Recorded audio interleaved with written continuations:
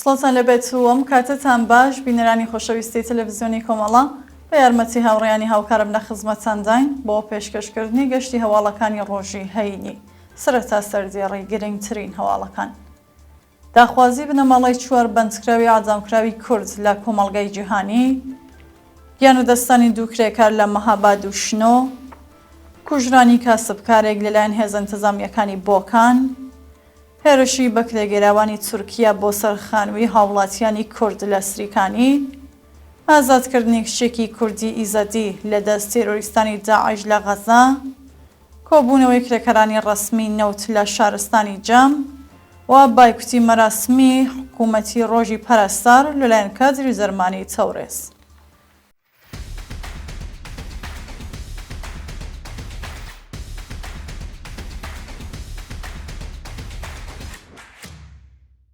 درێژە هەواڵەکان. داخوازی بنەماڵی چوار بەندکراوی ئەعدامکراوی کورد لە کۆمەڵگای جیهانی. ڕۆژی پێنجشەممە 12 ڕەزبەری 1403 ماریا مەحموودی هاوژینی محەممەد فەرامەرزی، گوڵستان ئەرژەنگی هاوژینی وەفا ئازەربار و بەیان عازیمی هاوژینی پژمان فاتحی، سێ بەندکراوی سیاسی ئەعدامکراو لە سێ پەیامی جیاجیادا داوایان لە کۆمەڵگەی جیهانی کرد پشتیوانی لە سکاڵاکەیان دژ بە کۆماری ئیسلامی بکەن. نەماڵەی چوار بەندکراوی سیاسی ئاجامکراو چەند ڕۆژ لەوبەر ڕایان گەیاندبوو کە لە کۆمیتەی بێسەر و شوێنکردنی زۆرەم لێ نەچۆ یەکگرتووەکان سکاڵایان دژ بە بەرپرسانی کۆماری ئیسلامی تۆمار کردووە. هاوژینەکانی ئەو چوار بەندکراوە لە چەند پەیامی جیاجیادا ڕایان گەیاند کە ڕێگایەکی سەختیان گرتووەتە بەر و پێویستیان بە پشتیوانی بنەماڵە دادخوازەکانی ئێران، چالاکانی سیاسی، ڕێکڕەوەکانی مافی مرۆڤ و کۆمەڵگەی جیهانی هەیە بۆ ئەوەی کۆماری ئیسلامی ناچار بە وەڵامدانەوە بکەن. گیانەدەستانی دوو کرێکار لە مەهاباد و شنۆ. ڕۆژی پێنجشەممە 12 ڕەزبەر دوو کرێکاری خەڵکی مەهاباد و شنۆ لە کاتی کارکردندا بەهۆی نەبوونی منی شوێنی کار تووشی ڕوودا و هاتن و گیانیان لەدەستا. بەپێی ڕاپۆرسەکان کرێکارێکی خەڵکی مەهاباد بە ناوی سەعدون محەممەد عەلیپور لە کاتی کارکردن لە کێڵگەیەکی پەلەوەریدا تووشی بەرگرتووی بووە و دەست بە جێگیانی لەدەستاوە. لە ڕووداوێکی دیکەدا کرێکارێکی خەڵکی شنۆ بە ناوی عەلی ئابڕەوشەن لە کاتی کارکردن لەسەر بینایەکی نیوەکارە بەهۆی نەبوونی منی شوێنی کار لە بەرزای بەربووەتەوە خوارەوە و گیانی بەخت کردووە. کوژرانی کاسبکارێک لەلایەن هێزە ئینتیزامیەکانی بۆکان. ڕۆژی پێنجشەممە 12 ڕەزبەری 1403 کاسبکارێکی خەڵکی بۆکان بە ناوی یوسف دەشتی بە چەقەی ڕاستەوخۆی سەرکوتگەرانی حکوومەت لە جادەی مەهاباد گیانی بەخت کرد. بە پێڕاپۆرتی کۆڵبەر نیوز، هێزەکانی حکوومەت لە جادە نێوان بۆکان بۆ مەهاباد ئۆتۆمۆبیلی یوسف دەشتیان بەبێ ئاگادارکردنەوەی پێشوەخت داوەتە بەر دەستڕێژی گولە و لە ئەنجامیەوە هێرشەدا سەرنشینی ئۆتۆمۆبیلەکە بەهۆی هەڵگرتنی چەند پاکەت تووتوونی قلیان گیانی لە پێناو دابینکردنی پاروێگنانە بەخت کردووە. کوشتنی ئەسپی کۆڵبەران لەلایەن هەنگی مەرزی سەقز. ڕۆژی هەینی 6 ڕەزبەر هێزە جنایەتکارەکانی کۆماری ئیسلامی لە سنووری بەستامی سەقز چەند سەرئەسپی کۆڵبەرانیان کوشت. بەپێو ڤیدۆیانێ بەدەست کۆڵبەر نیوز گەیشتووە 9 سەرئەسپی کۆڵبەران بە دەستڕێژی گولەی سەرکوتگەرانی کۆماری ئیسلامی کوژراون و زیانێکی زۆر بە کەلوپەلی کۆڵبەران گەیشتووە. کوژرانی ئەو بوونەوەرە بەسە زمانانە لەلایەن جنایەتکارانی ڕۆژیم لە حاڵێکدایەکە ئەو ئاژەڵانە تەنیا مەمەڕی دابینکردنی بژێوی ژیانی کۆڵبەران و کاسبکارانە و معیشەتی چەندین بنەماڵی پێ دابین دەکرێت. هێرشی بە کرێگیراوانی تورکیا بۆ سەرخانووی هاوڵاتیانی کورد لە سریکانی. ڕۆژی پێنجشەممە 11 ڕەزبەری 1403 بە کرێگیراوە ئیسلامگەرەکانی سەربەدەوڵەتی تورکیا لە شاری سریکانی لە ڕۆژاوای کوردستان هێرشیان کردە سەر دانیشتوانی کورزیە و شارە و چەند کەسیان دەست بەسەر کرد. بە پێزانیاریەکان هێزەکانی سەر بە ڕژیمی فاشیستی تورکیا بە بڕیاری دادسەرای پارێزگای ڕووحا لە باکووری کوردستان هەڵیان کچاوەتە سەر ماڵی چەند شارۆمەند و دوو کەس کە یەکێکیان مێرمەنداڵێکی تەمەن 17 ساڵ بوو دەست بەسەر و دەستیان بەسەر کەلوپەلە شخصیەکانی داگرتووە.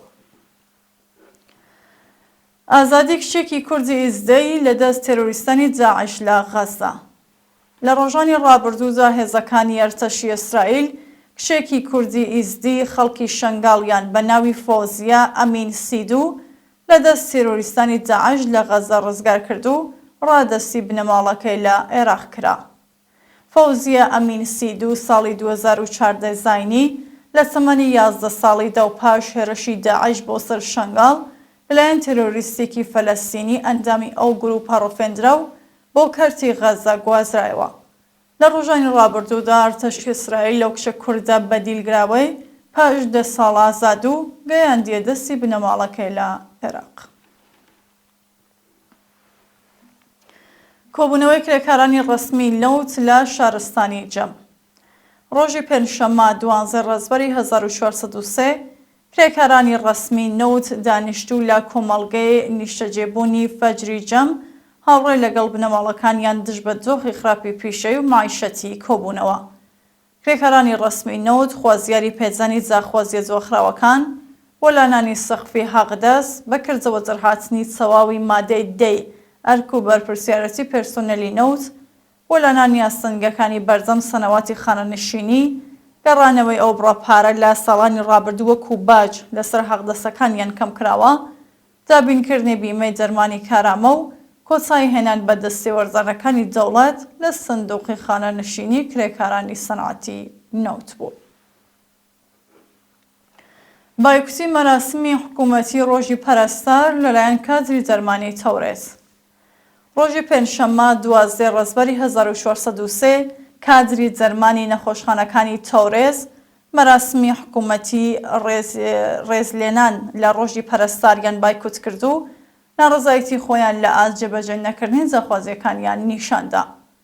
بەڕێوەچوونی مەراسمی ڕۆژی پەرستار لەلایەن حکوومەتەوە لە حاڵێکجایەکە باروزۆخی پیشەیی و معیشەتی پەرستاران لە خراپترین دۆخجایە و سەرڕای مانگرتن و ناڕزایەتی هەر ڕۆژەی کادری دەرمانیێران دەوڵەت هیچ بایەخێک بە جاواکاریەکانی نەداوە. پەرستاران خوازیاری زیادکردنی حەقدەست، پێدانی جاخوازیە جۆخراوەکان، پێدانی ئیزافەکاری و کارانە، چوونە سەرەوەی تعرەفەی پەرستاری، کەمکردنەوەی سەعاتی کاری، دامەزراندنی هێزی کاری نوێ، تەزمینی ئەمنیەتی پیشەیی و ڕێگری لە کۆچی کادری دەرمان بۆ جەرەوەی وڵات بوون.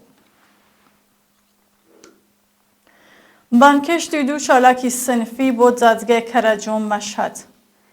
بەپێی راپۆرسەکان ئەحمەد درەخشان معەلم و نووسەری خەڵکی کەرەجوو، حەسەن باخرینیە مامۆستای لەسەر کاردەرکراوی زانکۆی حەکیم سەبزەواری لەلایەن جادگای ئینقلابی کەرەج و مەشهەدەوە بانکێش کراون. ئەحمەد درەخشان لەلایەن لەقی 13 جادگای ئینقلابی کەرەج بە تۆمەتی تەبلیغ دژی نیزام بانکێش کراوە و ئەبێت لە ماوەی 5 ڕۆژی داهاتوودا خۆی بۆ ناوەندە قەزاییە بناسێنێت. لە لایەکی دیکەوە حەسەن باخرینیە مامۆستای دەرکراوی زانکۆی حەکیم سەبزەواری لە پەروەندەیەکی ساختەدا بە تەبلیغ دژی نیزام بێڕێزی بە ڕێبەری، تێکدانی یاسایشی وڵات، بڵاوکردنی پڕۆپاگەندا و هاندانی خەڵک بۆ تێکدانی ئەمنیەتی وڵات تۆمەتبار و دۆسیەکەی ڕەوانەی لەقی 902 دادسەرای گشتی و ئینقلابی مەشهەد کراوە. لە سێدارەزانی دوو بەندکراو لە زیندانەکانی مەشهەد و ئیسفەهان. ڕۆژانی چوارشەممە و پێنجشەممە 11 و 12 ڕێزبەری 1403 حکمی ئازامی دوو بەندکراو بەناوەکانی وەحید نەورۆزی و ئەمیر پارسا حەسەنزادە لە زیندانەکانی مەشهەد و ئیسفەهان جێبەجێ کرا. بەپێی راپۆرسەکان وەحید نەورۆزی 2 ساڵ لەمەوبەر بە تۆمەتی کوشتنی بانقەز دەست بەسەر و دواتر لەلایەن دەستگای قەزای ڕژیمەوە بە ئیعدام مەحکوم کرابوو. هەروەها ئەمیر حەسەن پارسا 3 ساڵ لەوبەر و لە تەمەنی 19 ساڵیدا بە تۆمەتی کوشتنی بانقەز دەست بەسەر و بە ئیعدام مەحکوم کرابوو. حکمی ئیعدامی ئەو دوو بەندکراوە ڕۆژانی چوارشەممە و پێنجشەممە لە زیندانەکانی مەشهەد و ئیسفەهان جێبەجێ کراوە. درێژە هێرشەکانی ئیسرائیل بۆ سەر لۆبنان و سووریا.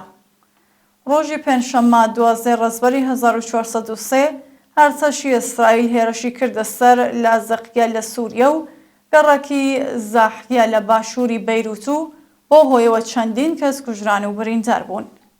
ئاژانسی فرانس پرێس بە گێڕانەوە لە سەرچاوێکی نزیک لە حەزبۆڵای لۆبنان ڕاگەیاند سوپای ئیسرائیل 11 جار لەسەر یەک بە ڕێگاکانی ئەو گروپەی لە باشووری بەیروتی پایتەختی لۆبنان کردووە سامانج. لە کامیەم هێرشانەدا مەحموود یونس ئەنیسی بەرپرسێکی باڵای حەزبۆڵا و یەکێک لە بەرپرسانی پرۆژێ بەرهەمهێنانی موشک کوژراوە و دەنگۆی کوژرانی هاشم سەفیەدین جێنشینی حەسەن نەسرۆڵا و سەرکردەی نوێی حەزبۆڵا بڵاو بووەتەوە. ڕۆژی ڕابردوو وەزیری تەندروستی لۆبنان ڕایگەیاند لە 8 ئۆکتۆبری ساڵی ڕابردووە تا بامڕۆ 1974 کەسکە لەوانە 127 منداڵ لە هێرشەکانی ئیسرائیلدا کوژراون. لە هەواڵێکی دیکەدا 18 فەلەستینی بەهۆی بوردمانی ئوردوگای تولکەرم لە کەرانەی باختەری کوژراون. دووە هەواڵ بە تیرۆریستی ناساندنی سوپای پاسەران لەلایەن پەرلەمانی لیتوانی. ڕۆژی پێنجشەممە 12 ڕەسبەر پەرلەمانی لیتوانی بە زۆرترین دەنگ گەڵاڵەی بە تیرۆریستی ناساندنی سوپای پاسەرانی پەسەند کرد. بە پێزانیاریەکان پەرلەمانی لیتوانی بە 6 دەنگی ئەرێ گەڵاڵەی بە تیرۆریست ناساندنی سوپای پاسەرانی پەسەند کرد. وەزیری دەرەوەی لیتوانی لە دوای پەسەندکردنی ئەو گەڵاڵەیە ڕاگەیاند سوپای پاسەران ڕێکخراوێکی تیرۆریستیە و چالاکیەکانی ئەمنیەت و ئارامشی ناوچەکەی چێکداوە. بینەرانی خۆشەویست هەواڵەکانتان پێشکەشکە هەر شاد و ئاسوودە بن.